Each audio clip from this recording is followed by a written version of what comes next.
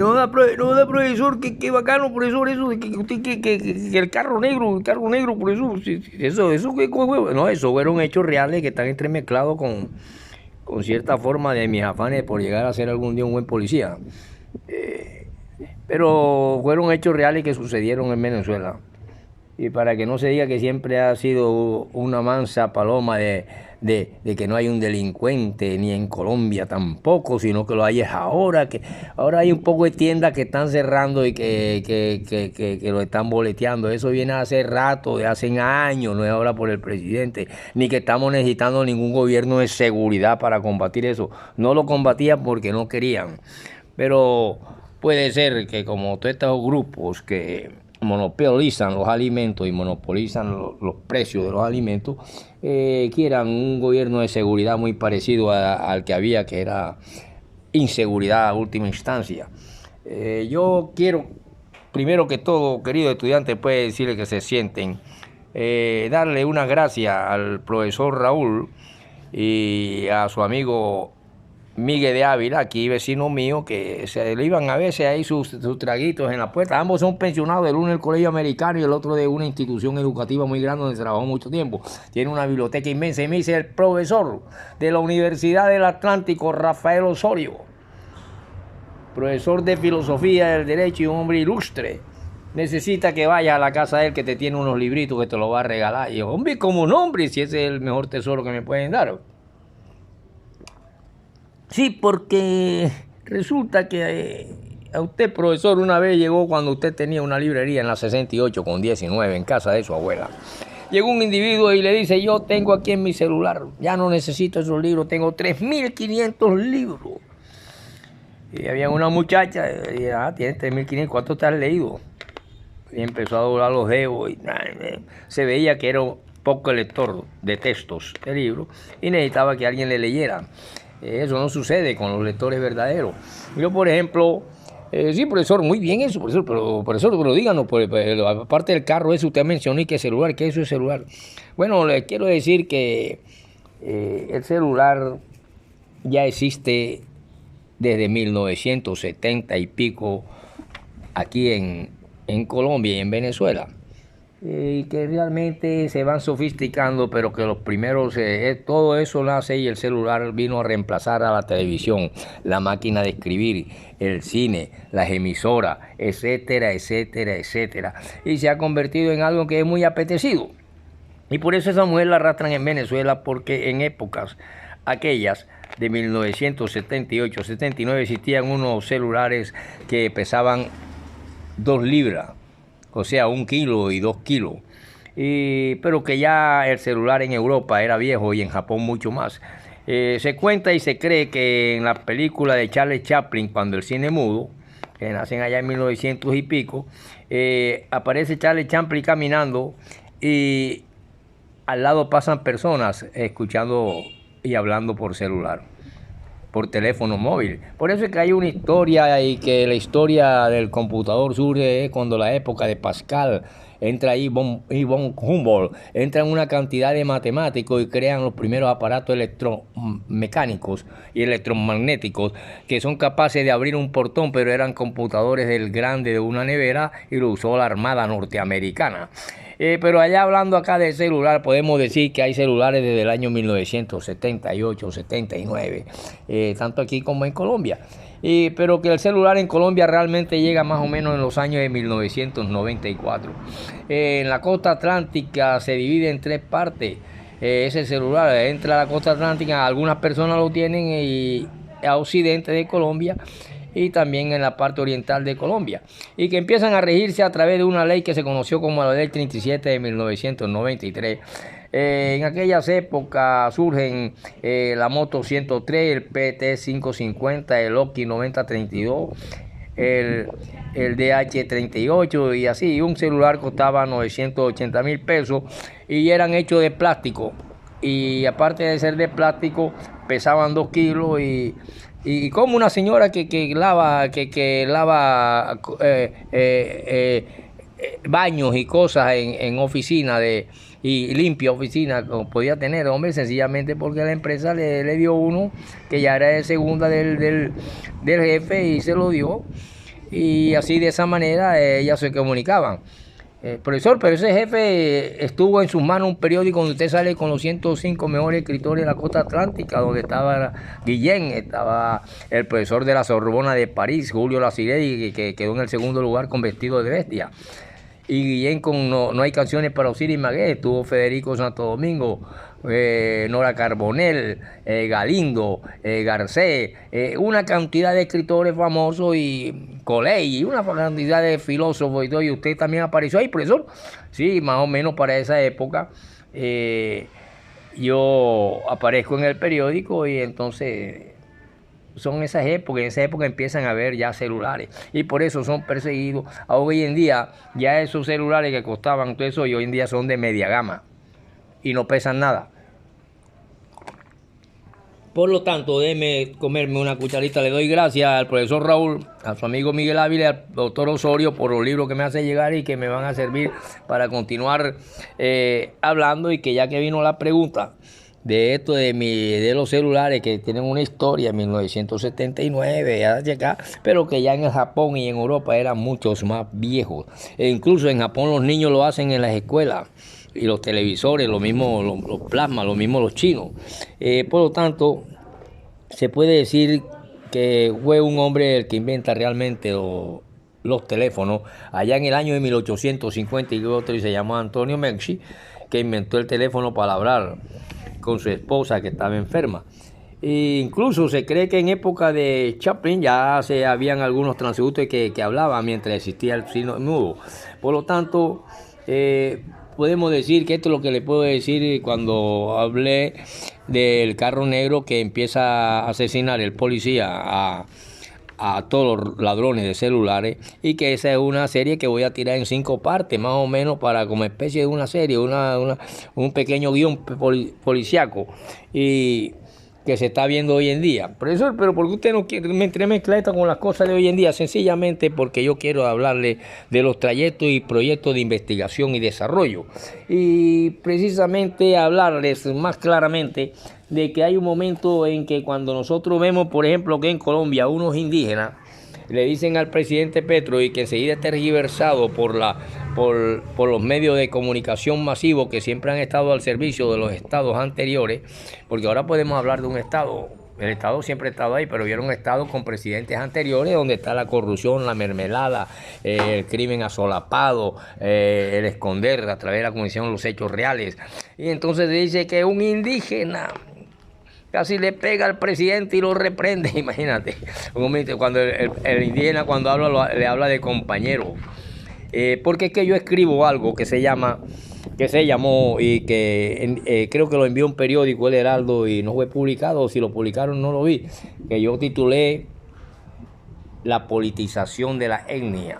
Y aquí estamos viendo nuevamente cómo la etnia indígena, como los indígenas apartados y en el ayer saqueados, torturados, asesinados por imperios extranjeros, hoy en día tienen relieve en la política nacional colombiana, y exigen derechos a tal punto que ya un indígena le dice al presidente de la República: compañero, necesitamos que nos apoye en esta cuestión de esto, que no está llegando realmente ahora el agua, que están los tanques ahí, etcétera, etcétera. En la selva amazónica también se produce a los líderes indígenas, y así la etnia sostiene a un presidente y ha acabado con otros.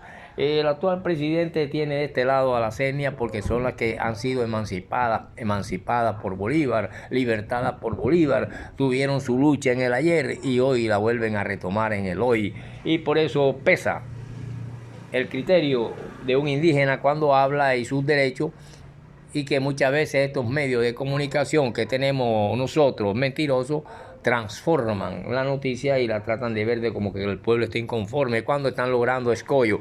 Por eso yo en la politización de la etnia, que no sé quién la leyó y que ahí tengo mi escrito para introducirlo en algún libro, quiero hablarle de que existen investigaciones en diferentes trayectos y proyectos. Y decirle que también la escuela del milenio, ya no podemos estar hablando del segundo milenio, la escuela del tercer milenio exige cambios. y cambios radicales que tienen que ver muchas veces con un director. Y por eso es cuando nace el liderazgo del director en la escuela. Salude a Miguel de Ávila, a su amigo Raúl y al profesor Osorio por el intercambio y los libros que me dona cuando los van a votar, y que a mí me sirven mucho. Pero sin embargo, yo uno mi conocimiento de estas cosas, yo puedo hablarles de que el director es un líder en una escuela. Y por tal motivo, todas estas tendencias, todas estas matemáticas, todas estas temáticas, todas estas cuestiones analizadas debe ser sujeto de una cuidadosa atención para que a partir de sus apuntaciones y todas las apuntaciones que surgen se pueda realmente crear un representante intermediario entre la administración pedagógica y el papel del liderazgo pedagógico con las cuestiones y estructuras sociales como son la representación casi que sindical, las cuestiones encargadas de aplicar toda la normativa oficial con un funcionario político y con un representante que llamamos señor director. Por tal motivo, estas temáticas que hoy enfrentemos y que entendemos como dirección al proceso de influencia que tienen los líderes o directores de la educación, me están diciendo a mí, al profesor Robinson Ferreira, que hay un liderazgo. Y hay un liderazgo cuando todos proponemos una interesante metáfora sobre los viejos lobos del mar y su liderazgo en las grandes embarcaciones que surcan los océanos del conocimiento y que lo vienen haciendo durante varios siglos, pero que el siglo y el tercer milenio actual, en este primer siglo del tercer milenio, y que empieza sus primeros años, sus días, nos están diciendo que hay que transformar la educación para crear un hombre ciudadano distinto, que no se asolape ni se esconda ya con la vieja mentalidad y se vuelva alcahuete del crimen, del asesinato y utilicen los medios de comunicación y la ley para encubrir robos, saqueos, crímenes. Por lo tanto, ahí juega un papel la educación.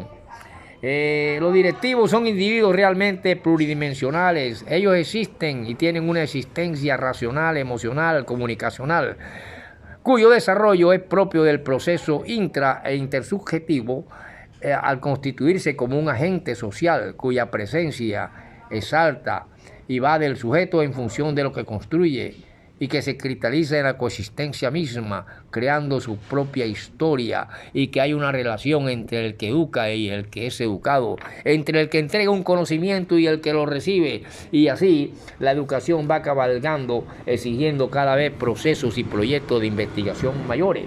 Estos procesos y de investigación mayores y estos aspectos preliminares de los proyectos y de la realidad que exige la teoría y la práctica en cuanto a investigaciones, va sirviendo para todos los procesos de investigación, tanto en el derecho, tanto penal, civil, como en los proyectos y leyes de educación y los de netamente perfiles policíacos. Por lo tanto, podemos tener causas de la investigación, los procesos que sigue la investigación y su proceso, la importancia teórica y la cuestión de que la práctica dice mucho más, la importancia de un método y sobre todo llevar a la práctica lo que estamos aprendiendo, por lo cual surgen marcos que sustentan este proyecto y sustentan realmente la investigación, como es el marco teórico, el conceptual, el espacial, el temporal y el legal. De esta manera, ay, sí, profesor Robinson, nosotros sabíamos esa cosa. Bueno, vayan haciendo, porque a veces ustedes, los estudiantes, son grandes investigadores. Como por ejemplo, ¿qué es la Tierra? Hábleme de ella, su peso, su dimensión, su lugar en el espacio, detrás de qué planeta viene, entre qué planeta está. Ustedes tienen que investigar, pueden preguntar a todo lo que quieran, medios de comunicación modernos, Google, Facebook, etcétera, libros, enciclopedias. Eso se llama investigar, preguntar al viejito de la esquina, que es un sabio. En la antigüedad los ancianos eran sabios y eran respetados nada más por las canas. Allá iban Platón, allá iban a donde ellos iba Sócrates, iban todos ellos, y ellos transmitieron después un conocimiento cuando ya ellos también tuvieron una edad. Por lo tanto, tenemos problemas y planteamientos de los problemas, de los límites de una investigación y las unidades de observación en estos contextos. y analizando y sintetizando, podemos llegar a una inducción y una deducción de la pedagogía y del arte de enseñar, que se ve también la inducción y la deducción en la psicología. Por eso nace la psicología pedagógica. Tenemos niveles descriptivos y explicativos, porque si hay descripción hay explicación, y hay niveles que son netamente de predilección. Hay muchos otros componentes de la investigación según la finalidad de esta. Por lo tanto, se van uniendo y se van naciendo definiciones y hoy solamente quiero dejarles una pequeña definición de estas cosas, como son, dígala profesor, al silencio total y tu cuquita. Podemos decir que la definición de estas cuestiones investigativas es un hecho que parte de una dificultad del conocimiento y que no puede ser resuelta de manera subjetiva, sino que requiere de una investigación. Recordamos que no hay investigaciones si no existe la necesidad de resolver un problema. El problema es el que te hace que investigue. Es el momento más difícil y fundamental cuando tú tienes que diseñar de la investigación y a partir de ella dos razones. Primero, requerir de un profundo conocimiento sobre el área o tema que se investiga, porque no existen reglas algorítmicas para su construcción. Algoritmos que existieron para crear los famosos computadores y teléfonos, etcétera, etcétera, las altas matemáticas cuánticas.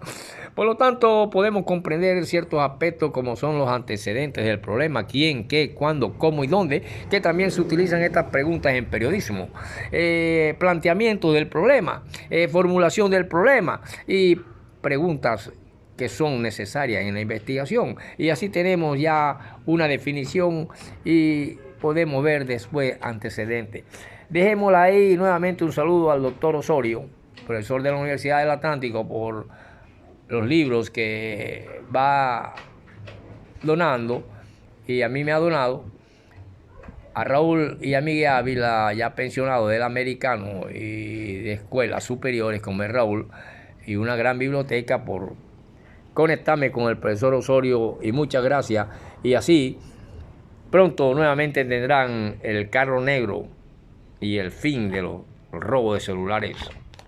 Continuaremos en la próxima, querido profesor Robin.